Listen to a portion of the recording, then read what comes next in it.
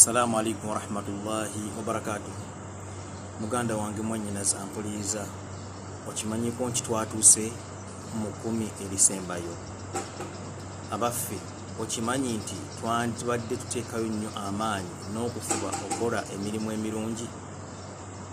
Okimanyi nti mu nnaku 10 erisembayo mwe muli ennaku ze tunoonya eza Laylatul Qadr nga tuzinoonyeza mu 10 ery'ensuusuuba 21, 23, 25, 27 na 29.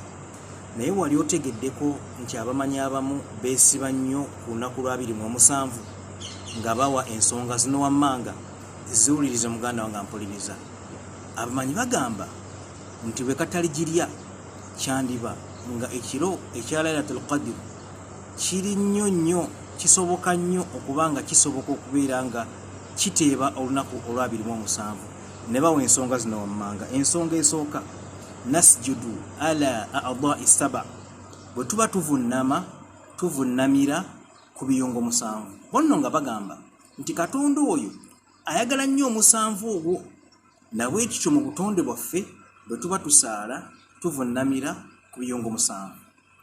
Mawulidi wakadhalika Nabi Muhammad sallallahu alaihi wasallam yagamba nti umirtu an asjuda ala a'dha'i sab'i, nalagirwa okubeera nga nvunnamira ku biyungo 7, wala akhshafu thawb, ate nembeera nga naziizibwa okubanga nfunga ku ngoye zange nga ndi muswala okubeera nti abanga azifunyako. Ensonga ey'okubiri, natuufu hawla al-Kaaba, bwe tuba tukola tawaf twetoola Kaaba 7 marrat, emirundi 7. Ensonga ey'okusatu gye tumanyi, khalaqa Allahu 7 samawati, Allah yatonda amagulu 7 nga wagamba mu aya, huwa alladhi khalaqa lakum ma fi al-ardi jami'an thumma stawa ila as-sama fasawwahunna 7 samawati. Allah natonda amagulu 7 n'agenkanyankanya. Ensonga endala, olutalo lw'e Badiri al-Udhuma lwagwawo wakati w'Abasiraamu n'abawakanyi, ne lugwawo ng'ennaku z'omwezi 17 omwezi ogwa Ramadani. Kyova Allah tabaraka wa ta'ala atugamba, wama anzalna ala abdina yawma al-furqan yawma taqa'u jama'ani wallahu ala kulli shay'in qadir. Allah atugamba nti olunaku Qur'ani lwe yakka lwe lunaku ebibinja ebibiri bwe byasinkana, ekibinja eky'Abasiraamu n'ekibinja eky'abawakanya ne balwanagana mu lutalo lw'e Badiri. Zaali nnaku z'omwezi 17 mu lutalo lw'e Badiri mu Ramanzaani. Allah kyatugamba nti Qur'ani lwe yakka lwe lunaku ebibinja ebibiri lwe byasinkana ddi nga 17. Nabwe kityo Allah tabaraka wa ta'ala ayagala nnyo omusanvu. Allah ayagala nnyo omusanvu, nabwe kityo abamanyi abamu bagamba nti tufube nnyo mu nnaku 10 erisembayo, naye ate tufube nnyo okusingira ddala ekiro ekya 27 nga bawa ensonga ezo nga bwe tugambe tuvunnamira ku biyungo 7, twetoola Kaaba emirundi 7, Allah atonda amagulu 7. Owulidde ekirala, olunaku Qur'ani lwe yakka lwali lwa 17 mu mwezi ogwa Ramadani mu lutalo lw'e Badiri. Nabwe kityo ne bagamba nti ekiro ekya Laylatul Qadr kyandibanga kisoboka okubanga kisoboka nnyo okubanga kiyita mu nnaku ezirimu 7, bo nga bagamba nti olunaku olwa 27. Nabwe kityo Allah tabaraka wa ta'ala tugamba nti inna anzalnahu fi Laylatul Qadr, mazima twassa. Allah agamba inna fe nga kyategeeza li ta'dhim, okwewa ekitiibwa. Nga naffe mu Luganda tugamba nti katukomewo oba kodi ntyani nti fe naye ng'oli ki bw'omu, kiba kitegeeza muntu kubeera nga yeewa ekitiibwa. Allah n'atugamba nti wama adraka ma Laylatul Qadr, kiki ekikuyigiriza ekiro ekyokugera. N'atugamba nti Laylatul Qadr, ekiro ekyokugera, khairu min alfi shahr, kisinga emyezi 10 gy'emyaka 83. N'agamba nti okumanya kyamaanyi, tanazzalu al-malaika, bamalayika bonna bakka, wa Jibrilu fiha, nga ne mukama waabwe Jibrilu mwali. N'atugamba nti biidhni rabbihim, ku bw'obuyinza bwa Allah tabaraka wa ta'ala, min kulli amr, Allah asebiragiro salamun hi hatta matla'il fajr ekiro kibeera kya mirembe mpaka matla'il fajr emunyinya eya fajiri weberanga emmambya lwesala nabwe kikyovula abatugamba abamanyi nti ne mu hadisi ezimu nti bwotuba tunategeera nti ekiro kyayise obudde olunaku olukumakya ebire bibeera bitangaavu nnyo enjuba eba eyaka mu njakanga ya njawulo evaayo nga nafunafu bwe bumu ku bubonero obutulaga nti ekiro ekya Laylatul Qadr ekiro ekyokugera kyayise nabwe ekyo baganda bange abampuliriza bakwano bange tugezeeko nnyo okusaba Allah tabaraka wa taala. Ibn Abbas radiyallahu anhuma tugamba nti anzala Allahu al-Qur'ana jumlatan wahida, Qur'ani Allah yagissa omulundi gumu ng'evaawa min rawhil mahfuz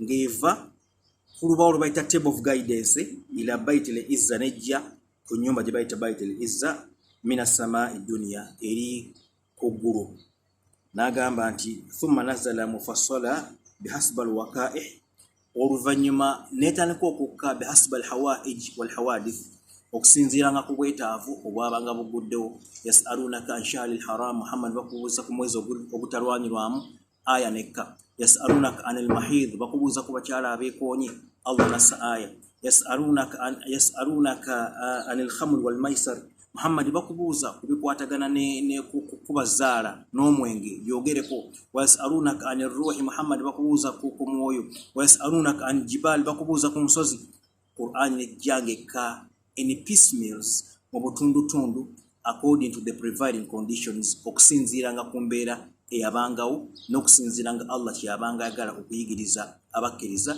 Jibril n'aleeta obubaka.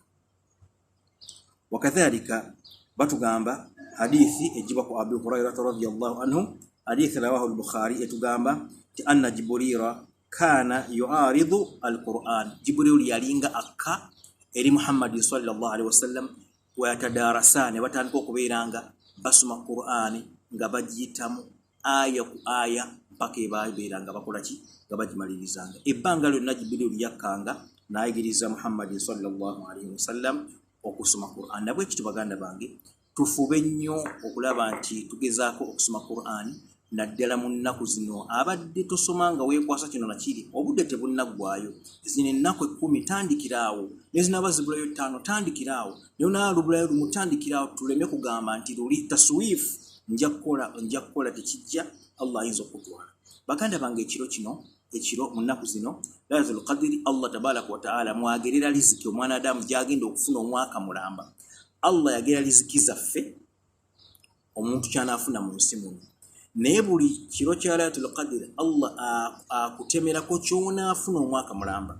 Allah asobola okukendeeza riziki asobola okukendeeza ajaliyo asobola okwongeza ajaliyo asobola okwongeza riziki Allah byonna abisobola. Singa omusabi muganda wange atalina mulimu, muganda wange anoonya mwannyinaze anoonya omwana nga yabula, muganda wange anoonya okuwasa n'okufumbirwa, gundi gwe anoonya omulimu, ayina ekirwadde ekimuluma, ayina ebizibu mu maka ge, wallahi ke kaseera tusabe Allah tabaraka wa taala mu 10 erisembayo naddala singa Allah n'akuwa omukisa n'okwata ekiro ekya Laylatul Qadr Allah ng'ali mu kugera nti gundi agenda kufuna kino, gundi agenda kufuna kiri, gundi agenda kuzaala, gundi tajja kuzaala, gundi ajja kufumbirwa, gundi tajja kufumbirwa. Kati Allah bw'omusanga nga ali mu kugaba n'omugamba nti ayi Allah ekizibu kyange nnoonya mwana, emyaka gingenzeeko nnoonya mwana, ayi Allah ekizibu kyange nasoma naye ntambudde ensi eno